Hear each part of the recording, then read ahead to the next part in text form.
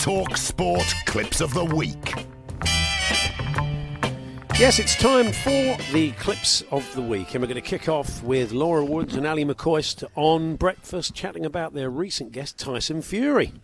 If you want to listen to that interview in full, you can go to our website, talksport.com. Ali, how good was he yesterday? Listen, I could listen to him all day, Woods. He's brilliant, isn't he? I just think he's really infectious. That's not a great thing at the moment, really. It's not ideal, is it? That's not great, is it? Really? Not really. Hope he's self-isolating. This is Will Gavin now on Extra Time, looking ahead to the rest of the day on talkSPORT.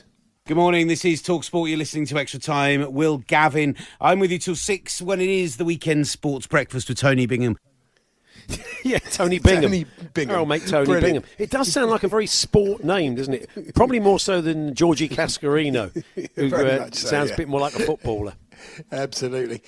It's you. It's me, isn't it? Yes, Simon Jordan, discussing his process for selecting a new manager during his time at Palace.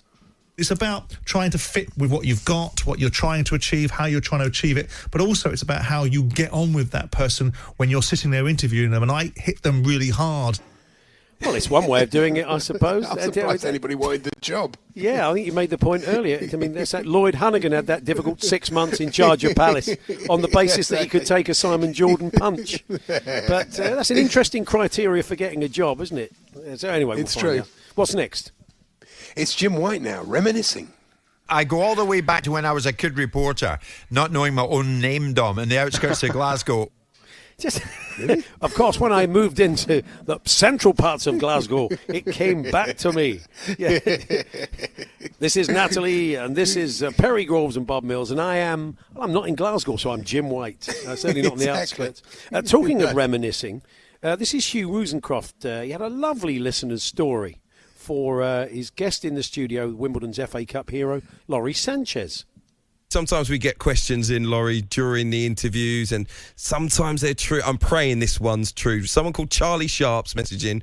He says, my dad's claim to fame is that he signed Laurie Sanchez at a wedding where Laurie was the best man. He says, Nick Hughes from Wokingham, please ask Laurie if he remembers it. Please say it's true. Sorry, he was. How do I know him? He says that his dad signed you when you were the best man at a wedding. Someone called Nick Hughes, I think. I remember going to his wedding. Yeah, I don't think I was his best man, to be fair. I see, and you certainly weren't signed. No. Oh, fair enough. Great anecdote. I have to say, Laurie could have given him a bit more help there. He could have just make it up, Laurie. Just say, oh, yeah, I remember he signed me. I remember signing the contract, or what a day it was. Yeah, no. Nothing. He didn't want to play along. No, it's funny, didn't. you're working under pressure at the moment, but I'm really enjoying some of your typos in your script. And in that last one, it said, hi, Wozencroft. Hi, Wozencroft. Yeah, not that we're suggesting at all, as Mr. Parry would say. So what's next? What's next, then? It's Alan Brazil on breakfast yesterday, looking ahead to the evening's big darts match. Don't forget, live sport on talkSPORT tonight. We bring you commentary of legendary darts match. Phil the Power Taylor takes on old arch enemy Raymond Vanderbilt in a unique darts match. Raymond Vanderbilt and a yeek. That sounds like a vent act, is it? It's a Vanderbilt is a fan belt in Dutch, I think. I think it is. Yeah. Did he actually see Raymond Vanderbilt and a yeek? Let's find out. Raymond Vanderbilt in a yeek. He did. Raymond Vanderbilt and a yeek. Yeah. So, what's next? It's a caller. It's a caller to the sports bar with Andy and Jason. John's an Arsenal fan. He's first up. Hello, John. Good evening. John? Jonathan. Hello. Johnny. Hello, John. Hey, John. John. Hello. Yeah, Hello, John. John. Keep talking now, John, because we can hear you. You can hear me now? Yeah. John? But, I mean, we need more than just, can you hear me now? We need more words to fall out your Well, no mouth. one told me I was coming on. Surely when someone goes, John, you're up next, can you hear us? You go, yeah, I can hear you. Hello, boys. Surely you do that.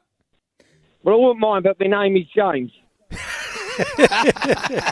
You kind of know that's going to happen, don't you? It kind of wasn't his fault, really, boys, was course it? it You've wasn't. got to let James off, or John off the hook there, James. It was brilliant. So back to Will Gavin with news of the football's big financial bailout.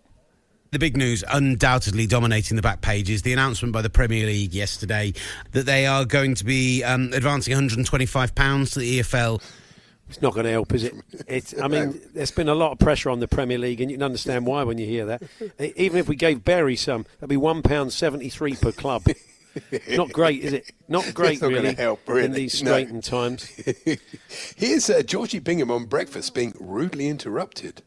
Coming up, Ben Hunt will join us. He is the Formula One correspondent for The Sun. Also, Reese will be with us to present the Time Tunnel from home, as ever. What is that? What was that? I'm not sure. It sounds like someone trod on squeak. It's one big squeak, a sweep, should I say? It was a very odd. Yeah. It was a very odd noise, wasn't it? Do you have any idea what it was, Andy? I mean, do you want to hear it again? No. Just play it to you again. As ever. Tony may have had one of those sort of toy trumpets in the studio. Yes, it did sound a bit like that. Yeah. If you've got any suggestions before 4 o'clock, we'll play it to you one more time. What does it sound like to you? As ever. Yeah, probably is a chair. Probably is a chair. Cushion. You're right. Oh, it could be. Yeah, very high pitched whoopee cushion. Oh, Cass loves those. It's Oh, his yeah. favourite trick. What's next? Oh, it's just time for the TalkSport Corner of the Week to the Sports Bar. Spike is up next. Hello, Spike.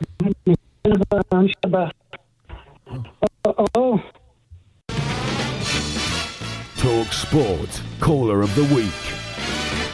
Caller of the week there. And finally, Andy, I just wondered off the top of my head, have you got any films you're planning to watch over the bank holiday?